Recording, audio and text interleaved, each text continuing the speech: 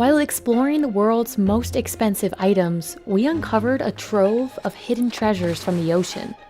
From stone crab claws to sea urchins, Japanese eel to gooseneck barnacles. Join us as we revisit what makes these seafoods so expensive.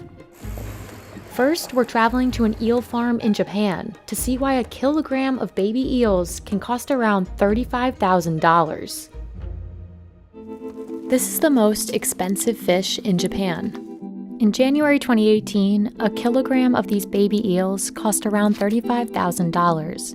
That's more than bluefin tuna, and almost as much as the price of gold at the time. But catching these eels is just the beginning. It can take a year of work until they're large enough to be sold. So what makes these eels so popular? And why are they so expensive? People in Japan have eaten eel for thousands of years. Restaurants like this can sell 40 to 50 tons of eel each year. Japanese eel, or Anguilla japonica, can be found across East Asia. But overfishing and changing habitats have caused a huge decline in eel populations. Since 1980, the global catch of eel has declined by more than 75%, which has had a huge effect on price. 近年はとにかくその一年一年のうなぎの仕入れの価格差が非常にすごくて、平気で去年の3倍、また来年3分の1。Unlike other types of fishing, the majority of eels are raised, not caught as adults. Young eels called glass eels are caught in the wild and raised on farms like this. No farms have been able to efficiently breed the eels in captivity, so farmers depend on the catch of young eels to make a profit. ですね、この1年で育てている量は、年によっても違いますけど、だいたい30トンぐらいですね。15万匹か16万匹ぐらいです。Raising this many eels requires constant attention. Michio has been working as an eel farmer for almost 40 years. うなぎの養殖に関してですけども、うなぎは決して強いとは思いませんし、何かそういった病気とか事故とかトラブルがあったらもう本当に 90% 以上のぶどまり率は維持できません。そういった日々の管理というのが非常に重要になってきています。After the cost of the eels themselves, feeding them is the most expensive part. 2 to 3 times a day, workers feed eels this. It's a mixture of fish meal, wheat, soybean meal, and fish oil. 15万匹確実に食べてくれるように努力しながら小さいうちに食べさせるっていうところが難しいですね。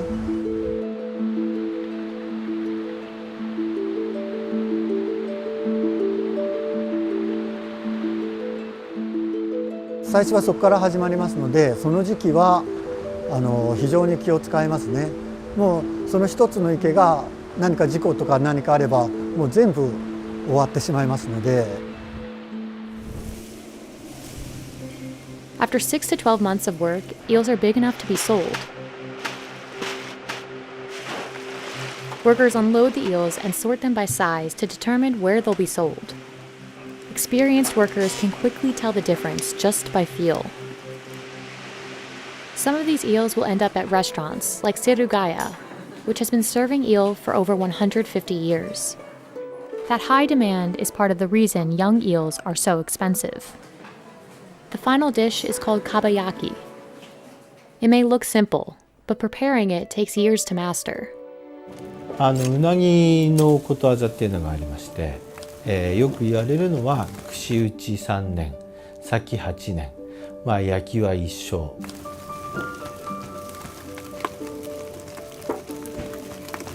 Workers prepare eel live to maintain freshness, but this makes handling much more difficult.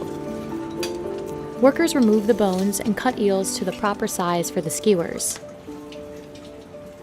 焼きは一生、一生っていうことは要するに死ぬまでかかるってことですけれども。Eel has to be constantly monitored while it's cooking to achieve even grilling. やはり硬すぎず柔らかすぎず。 Chefs steam, then grill each eel 3 times, dipping it into sauce between each grilling.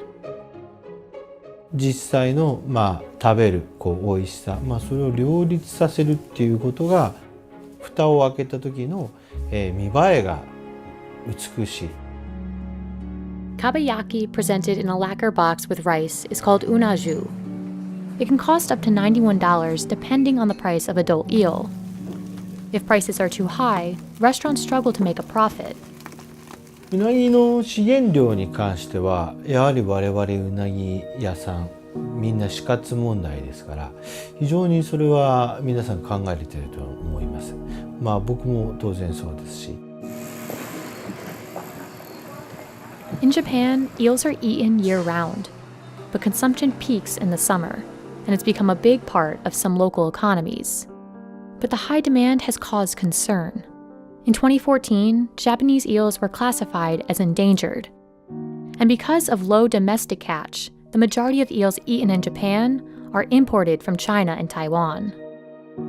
やはり必要量よりも少ないと高騰してくる。高騰してきた時に生産者が、どういうふうな利益というをそれのバランスをどう取っていくかというのが非常に課題が大きいということになっています今。 There have been efforts to improve the eel population, like regulating fishing, releasing adult eels back into the water, and researching how to hatch eels in farms. But the future of Japanese eels remains unclear, and the price is likely to increase with demand. Stone crab claws are one of the priciest seafoods you can buy. And depending on their size, a pound of claws at a restaurant can cost as much as $70. But catching these crabs is hard work. Strangely enough, fishers can only harvest the claws from the crabs, while the bodies must be returned to the ocean. So what makes these claws so coveted? And why are they so expensive? You can only fish for stone crab on the southeastern coast of the US, Cuba, the Bahamas, and Mexico. And it's Florida where more stone crabs are caught than anywhere else. These crustaceans are markedly more expensive than other popular crabs. A pound of claws can cost 2 times the price of Alaskan snow crab legs. Part of what makes these crabs so costly is the labor-intensive process of catching them. There's a nice crab. Ernie Piton Jr. has been commercially fishing for stone crabs for over 40 years. With limited time to harvest each year, his crew must start their days early, sailing out before the sun rises. The process begins with dropping traps down to the ocean floor. This is probably the funnest part, you know? You get to be a little more physical, you know what I mean? It's a little bit of a rhythm thing going on here. It's like dancing mariachi. But plucking these claws can be a dangerous process. The claws on an adult crab can have as much as 9,000 pounds of pressure per square inch. With the enormous pressure that's exerted, they could actually pop a finger off at the joint. These crabs, they have a mind of their own. You can easily get bit, you know, if you're not careful. I've only been bit maybe, say, 8 times in my career. Popped over 1 million claws in my day. The crew leaves the traps in the water for about 2 weeks before they're pulled in by a rope. Then each one must be sorted thoroughly. We come back in a couple of weeks and then got a couple in the trap. We're gonna pull them out. We're gonna pop their claws and hope for a good day. Crews break off the claws quickly so they don't keep the crabs out of water for too long. But even if a trap is full of crabs, Kevin can't necessarily take every claw. The state requires all harvested claws to be at least 2 7/8 inches long. Crabbers can legally break off both claws if they meet the required size. The ones that look smaller, we measure them on the gauge, like that one. Crabs are one of few animals that can regenerate. When a crab loses a claw, or 2, it can grow each one back in time. On average, claws can take up to 3 years to grow large enough to harvest again, which is why the state requires that crabbers pay close attention to each claw's size. This ensures fishers don't remove one prematurely. But despite the claw's ability to regrow, some researchers have questioned the sustainability of this system. The Florida Fish and Wildlife Conservation Commission found that 46 to 82% of crabs died from the loss of 2 claws, while 23 to 59% died from the removal of 1. That's compared to just 12.8% of crabs that died when no claws were removed. Crabs can also only regrow a claw if the joint that linked it is left intact. Otherwise, they'll bleed to death. This makes the way these claws are broken all the more important for preserving the fishery's future. Hiring enough people to make the operation run smoothly is another reason for the high price of these claws. And then there's one other cost you'd never expect. Each trip requires 900 pounds of pig's feet for bait, and that's just about half of the total cost of fishing for the day. Normal running cost to go stone crabbing a day is about $1,100 to leave the dock. Bait prices have gone up, fuel prices have gone up, the trap tag prices have gone up. After 10 hours on the boat, Ernie's crew must boil and ice their catch as soon as they return. Otherwise, the claws won't stay fresh. They finish the day by weighing each claw, which ultimately sets the final value. Claws are sold in 4 sizes. At Billy's Stone Crab, restaurant prices range from $35 to $70 per pound. We run about 4,000 pounds of stone crab through the restaurant each week. On a busy weekend, we sell 700 to 800 pounds of stone crab. The most expensive order costs $140. The plate is made up of 4 7-ounce colossal claws, which yields just under 1 pound of crab meat.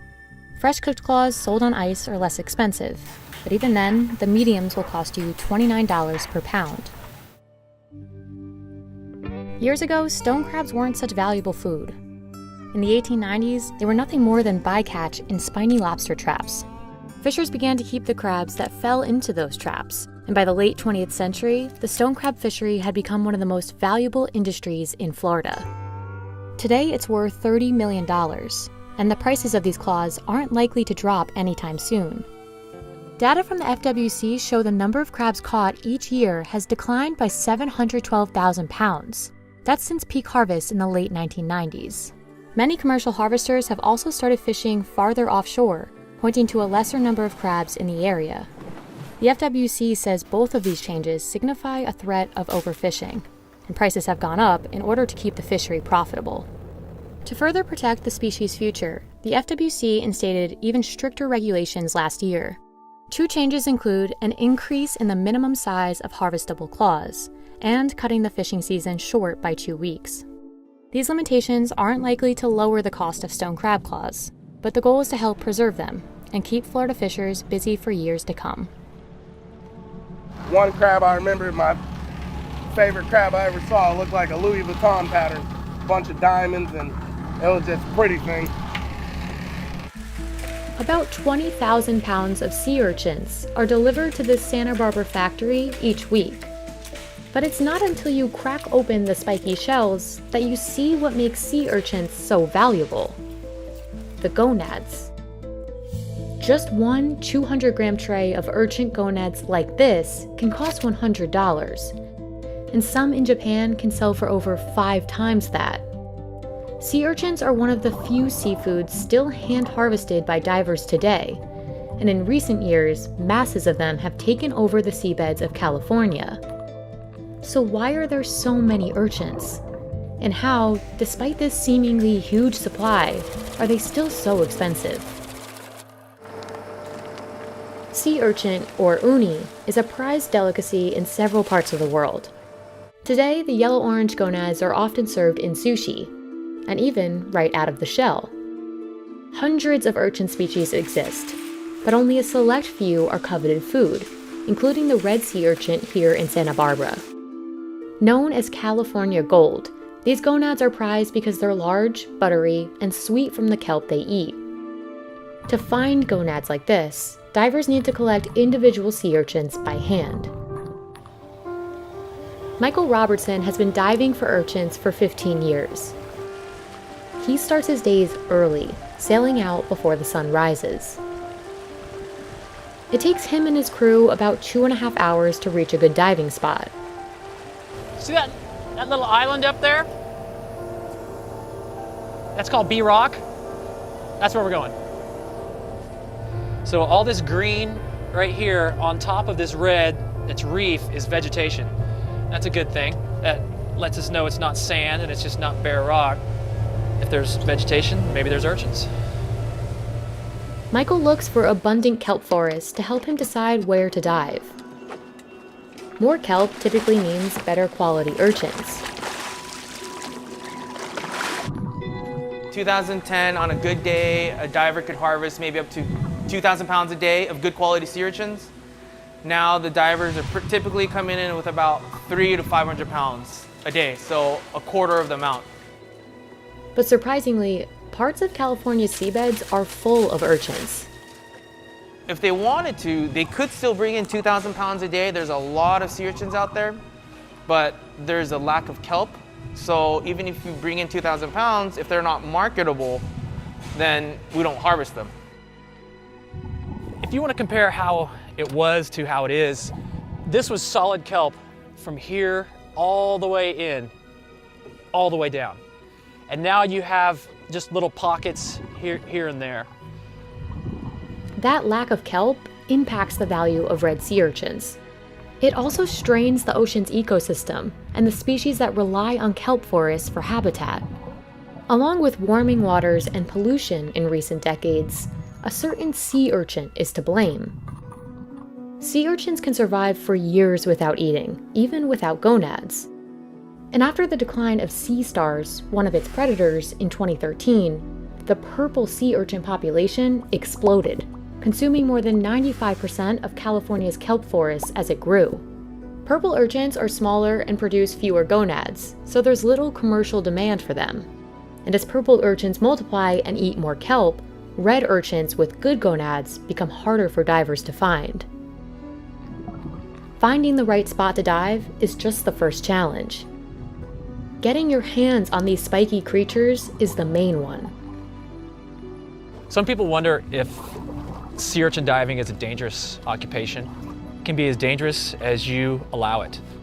If you don't keep really tight tabs on your gear and the mechanics of your boat, it could easily kill you. To make the job easier, Michael and his partner Fred need specific tools. So this is the one essential piece of equipment everybody has to have. It's called a rake. It's custom made. Everybody has their own take on how they like to have it done. I've got all these fancy colors on mine because if I ever drop it, I'll be able to see it on the bottom. And my daughter loves putting the tape on.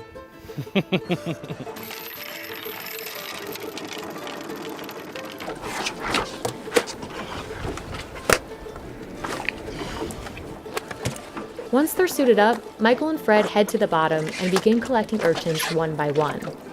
All right. Even with the proper gear, a good dive is never a guarantee.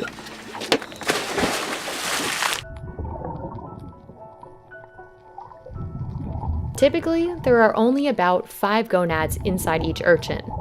And without enough kelp for the urchins to feed on, the gonads start to shrivel up.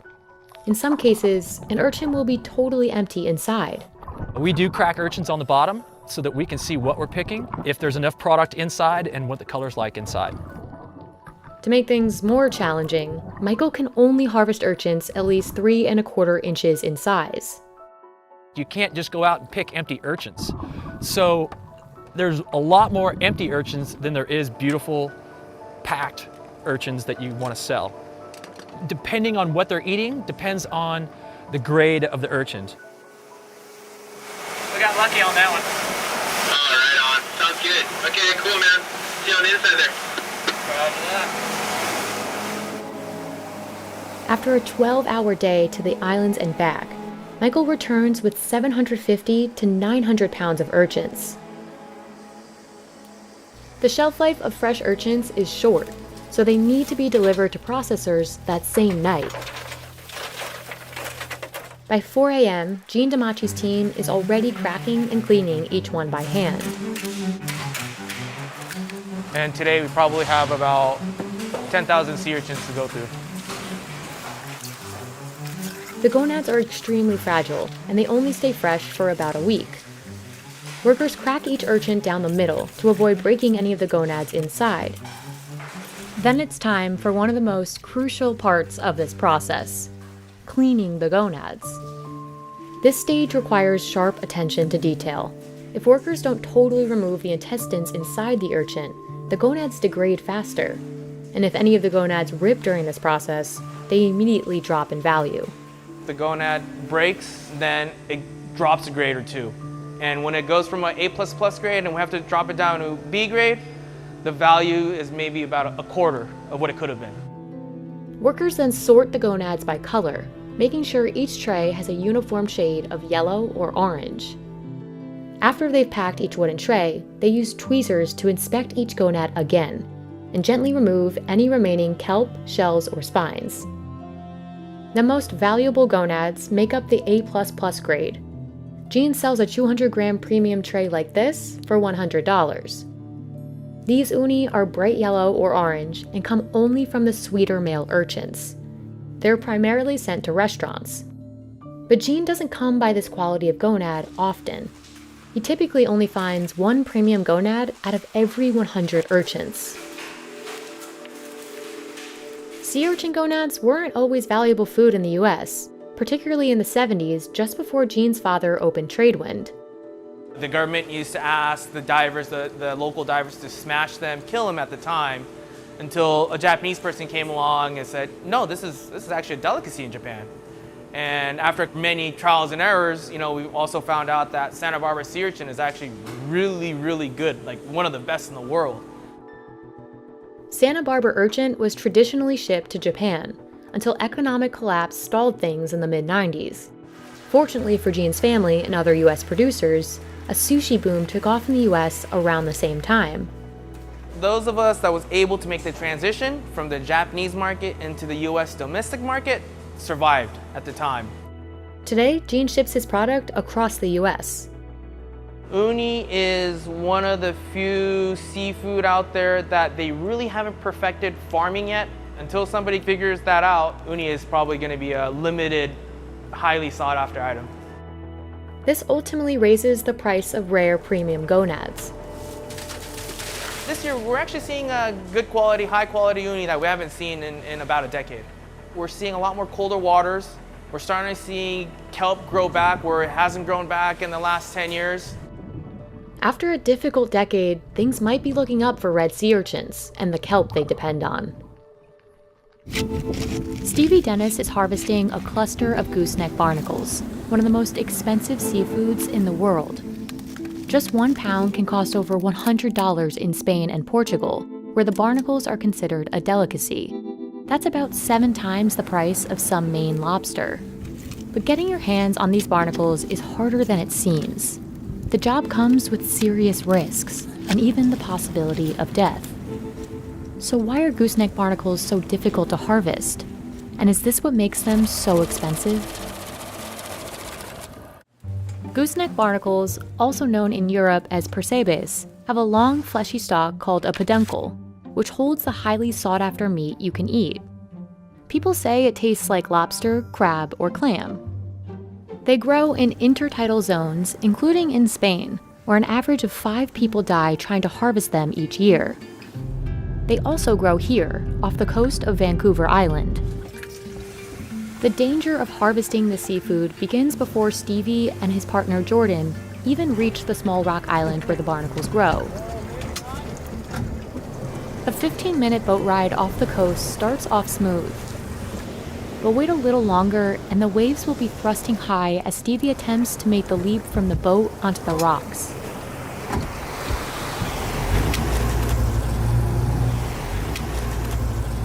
Stevie's only able to harvest at low tide, when he can access the rocks.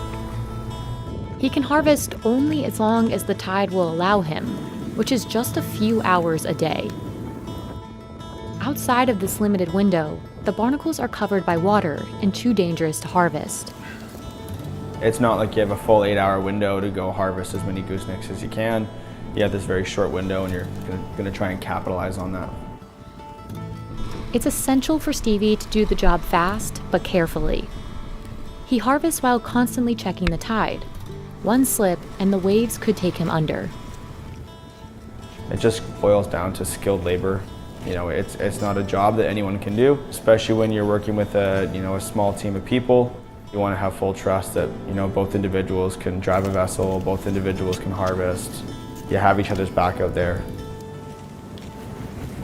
To add to the risks, the most prized barnacles thrive in the most dangerous spots on the island. These ones are denser and packed with meat, and they grow on the edge of the rocks where the waves are constantly thrashing against them. The barnacles here must feed more often so they can grow bigger to withstand the surf, which is how they're able to cling more tightly to the rocks. But this also makes them especially difficult to remove. Stevie uses a leaf spring tool to pry out clumps of gooseneck barnacles. My uncle gave it to me. He used to harvest goosenecks. At times, he uses his hands to pull them out one by one. While worrying about his own safety, Stevie must also be careful with how he harvests the barnacles. Harvesters try to avoid taking or harming other organisms attached to the barnacles, and they take extra care not to damage the gooseneck barnacle itself, since slicing through it will automatically lower its value. Marketable barnacles will have a hard white plate at the end that's about 15 to 30 millimeters long.